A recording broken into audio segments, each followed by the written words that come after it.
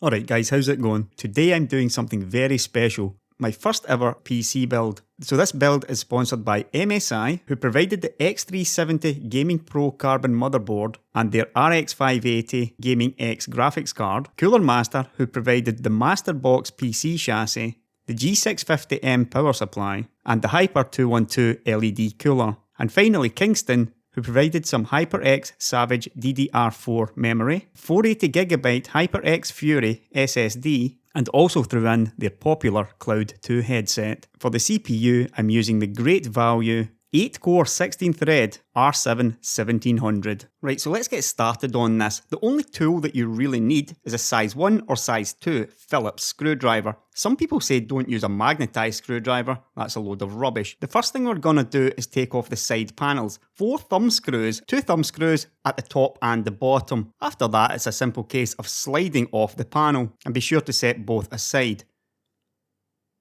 Right, now we're going to fix up the motherboard I/O shield at the back of the chassis. So find your motherboard box, have a rummage through it. You've got your installation disc, a couple of cables, and there is the I/O shield. You can put the box away. Looking at the shield, the mouse and keyboard port goes near the top of the case, while all the audio jack holes are nearer to the bottom. The back of the shield has some nice foam padding, but be careful on the edges as they are still very sharp.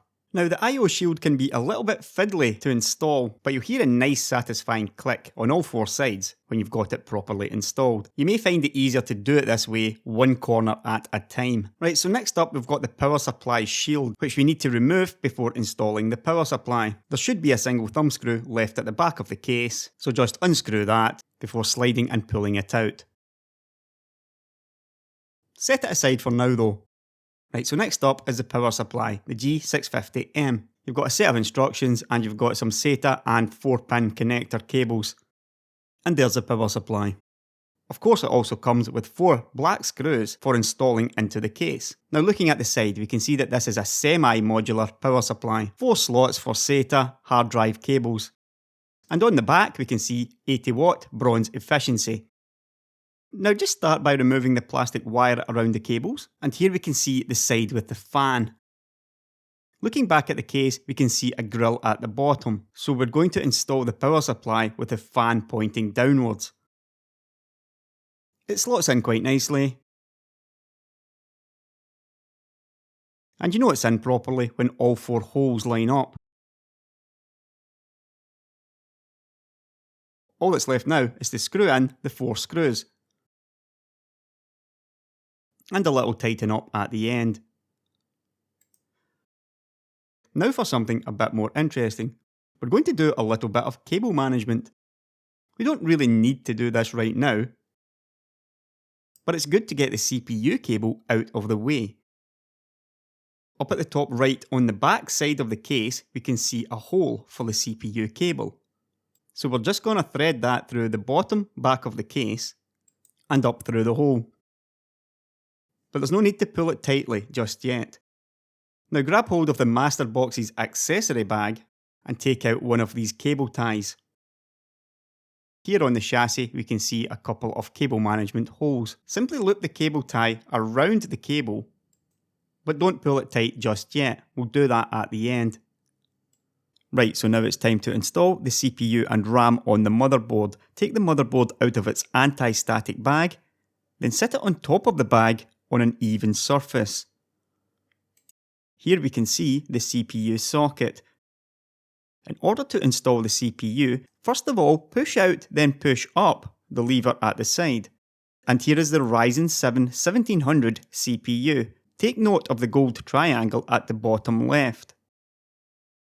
And note that the socket also has a similar triangle. The CPU should fit in nicely without needing excessive force. So don't push it too hard. When the CPU feels secure in the socket, simply push down, then push in the lever again. Next up is the memory and 4 DDR4 DIMM slots. We'll be using 2 memory modules, and as you can see, we need to install them in DIMM A2 and DIMM B2 first of all. So the second and fourth slots, looking at it from this angle, use your finger to unlock both slots. The memory we'll be using is Kingston's HyperX Savage DDR4. Notice the gap on the DIMM slots. And note how the memory lines up perfectly with that slot. Sit the memory in the slot and push down on both sides. Pushing the memory down locks it into the slot. And simply repeat the process for each memory module.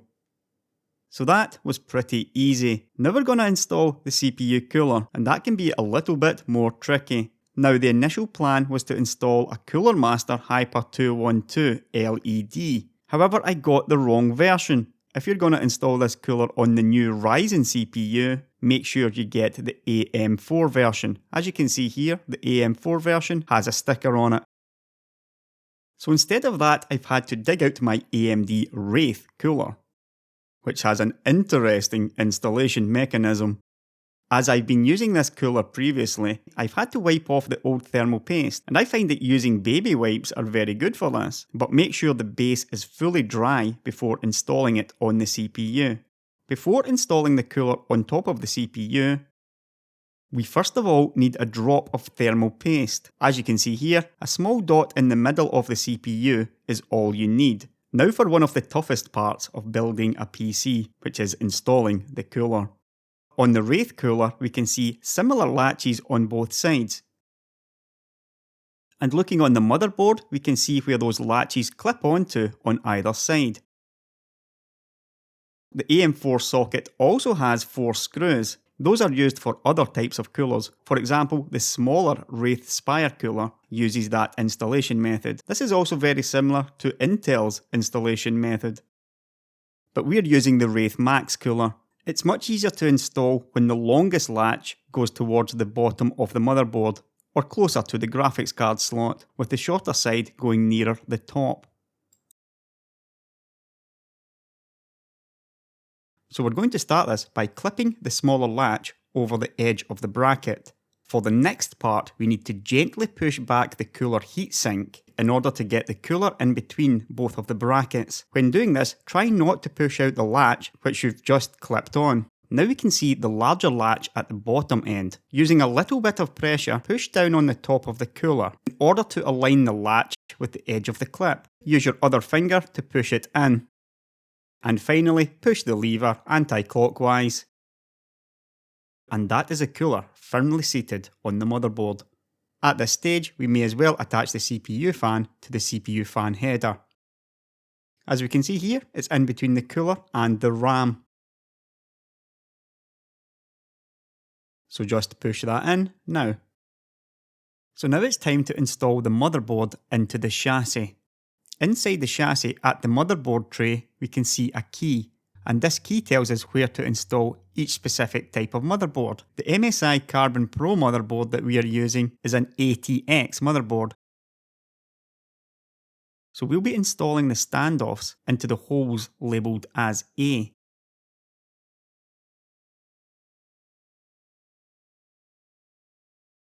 On the right hand side of the inside of the chassis, we can see S and H labels for solid state drives and hard drives, and also at the bottom right a pre-installed hard drive cage. Now the chassis came with a bunch of accessories including cable ties, hard drive screws and also motherboard screws. The little silver screw you can see here is used for attaching the standoffs to the motherboard. Before we get to that point, move all the cables away from the centre of the motherboard. You can slot this one underneath, and the rear fan cable can be twisted and placed just underneath the fan. So here we have 7 motherboard standoffs. And we also have 2 different types of screws, one set for the motherboard and one set for the solid state drive. A good tip for knowing if you've got the proper screw is by simply screwing it into the motherboard standoff before you install the motherboard. The perfect screw will screw all the way to the bottom, whereas a screw which is the wrong size is more likely to jam on the way down. So grab hold of the first motherboard standoff and the silver standoff installation tool. You can see here it slips over the top quite nicely. And now we go around every hole labelled as A, screwing each standoff into each. You can tighten it up a little bit, but there's no need to really push it. Don't forget the one just above the power supply. To install the motherboard, simply line up the holes on the motherboard with the standoffs. Another good idea is to check from the side at the I/O shield. If you've got it properly positioned, the motherboard should of course slot in here perfectly. Go around each standoff hole, screwing in the 9 motherboard screws. The ones at the top behind the cooler can be quite difficult, and that is one reason why a magnetic screwdriver is a good idea. So that's the motherboard installed, and we're getting on with the PC build quite nicely. Next up for installation is a solid state drive. I'm using a Kingston HyperX Fury 480GB solid state drive. So that's the front side, and on the back we can see 1, 2, 3, 4 small screw holes. And there are the 4 screws. Now we're going to use the pre-installed SSD cage at the top right of the chassis, but rather than install it here, we're going to install it nearer to the bottom. It's simply connected with 1 thumb screw. Now the cage also has 4 screw holes, so simply slot the solid state drive in there and line up the holes before screwing the screws in each hole. Line up the catches at the bottom of the SSD bracket with the 2 holes for them and re-screwing in the thumb screw. And that's the SSD installed. If you've got a normal hard drive, you simply pull out the tray like this, and using the long screws that came with the chassis to connect the hard drive to the hard drive installation tool.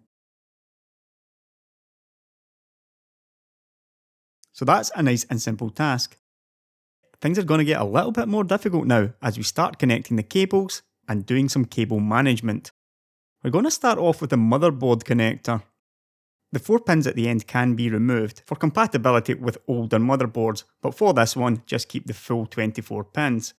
So we're going to thread the connector through the back and then back through the middle hole in the chassis. It should push in without too much force and then fully clip on.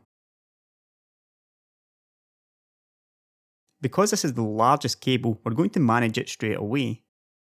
So moving to the back of the PC, find one of the cable ties and thread it through this hole. Use your other hand to push the cable over, then close the loop. We can pull this one tightly to the chassis. Then take another cable tie and thread it through this hole. And same as before, use your other hand to push the cable over and then close the loop again. Now we're going to manage the CPU cable we half finished at the start. This one's a difficult one because there's not much space. However, given the choice between the CPU cable or having to install the cooler inside the chassis, the CPU cable is a smart choice. It only goes in one direction, just make sure you get it round the right way to start with. And now we can finally tighten the cable up at the back of the chassis. Now it gets a little bit tricky as we move on to the front panel connectors. So untie them now, but keep hold of the plastic wire as it may come in handy later. Now we're going to start with the HD audio first of all, and then the hard drive and switches at the front. So push them all through the back, and we're going to bring the HD audio cable through the oval hole. We can see a gap in both the header and the connector. So with this one, the writing will be at the top. Now to cable manage this one, we're going to first of all tie it at the top inside, and then another tie at the hole at the back. Both of those can be pulled tightly. Now for the part that throws off most people, the front panel LEDs and switches. It's not that difficult though. We can actually see on the motherboard JFP1, and although this can be different on different motherboards, in most cases it's like this. They all go from positive to negative apart from the reset switch, which is negative to positive, and on the Pro Carbon motherboard the final 2 pins in both rows will not be used. So we're going to bring the connectors through the hole just below JFP1. And we'll start with the hard drive LED. This one is clearly labelled positive and negative, so positive to the left, negative to the right, which means the writing will be to the bottom, And now the reset switch, which as we know is the opposite. In this case, we can look at the back of the reset switch and see the triangle for positive. So that means we want the text towards the top.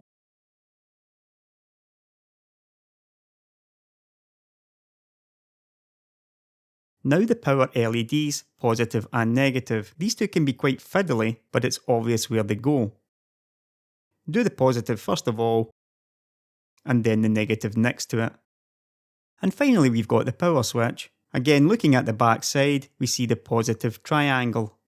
So of course that means the text goes to the bottom again. Now this cable's a little bit annoying, so I just decided to tie it next to the HD audio cable. And now for the USB 3 connector. There are two headers on the motherboard.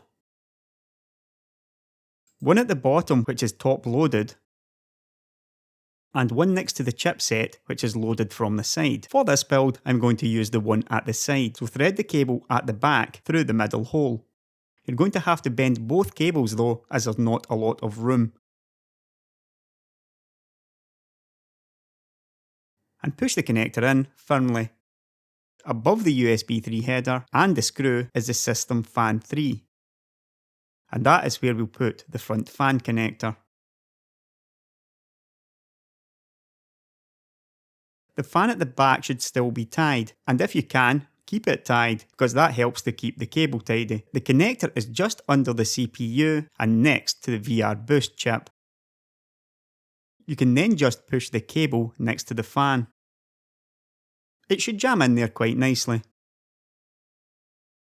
Now we're going to connect the solid state drive. For that we'll need the SATA power cable from the power supply box and also one SATA data cable from the motherboard box. So this is a nice and simple job. As we're looking at it, flat side down goes into the solid state drive. And just push the cable through the nearest hole before pushing the cable into the SATA port on the motherboard. This time with the catch on the cable pointing towards us. On this motherboard you can use any SATA port. Like most cables, the SATA power cable only goes into the power supply in one way. Push the cable through the back and thread it through the hole closest to the solid state drive. The connector has a notch at the left hand side which goes towards the top side on the solid state drive as we look at it.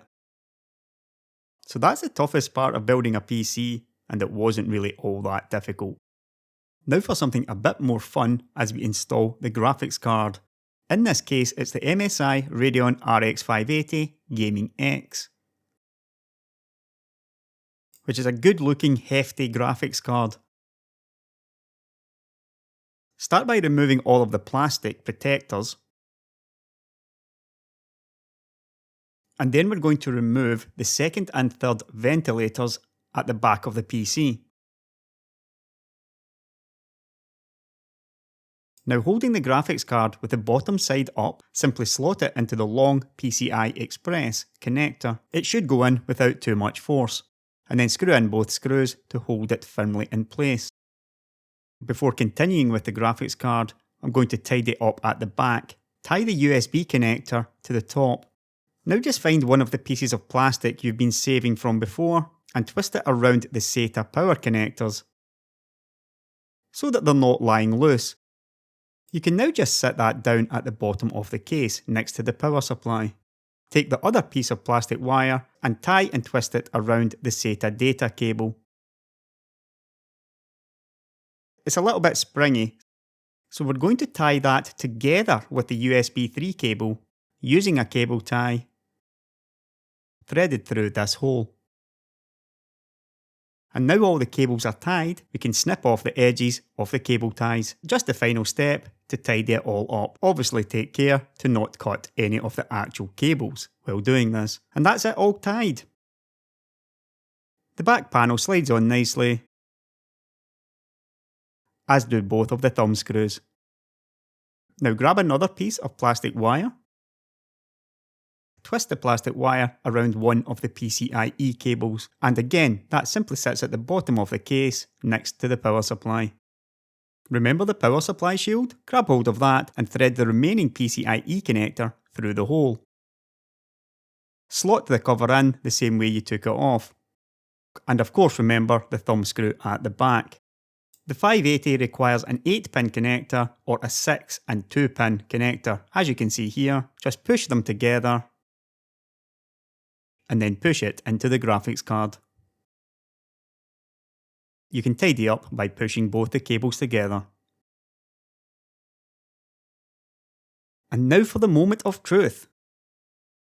Slot the power cable into the power supply at the back and flip the switch to the 1 position. Press the button at the front top of the chassis, and if you've done everything right, you will instantly hear the fan spinning and see the lights turning on. And we can see a very tidy build indeed, with no cables getting in the way of perfect airflow. And it's a fine looking PC.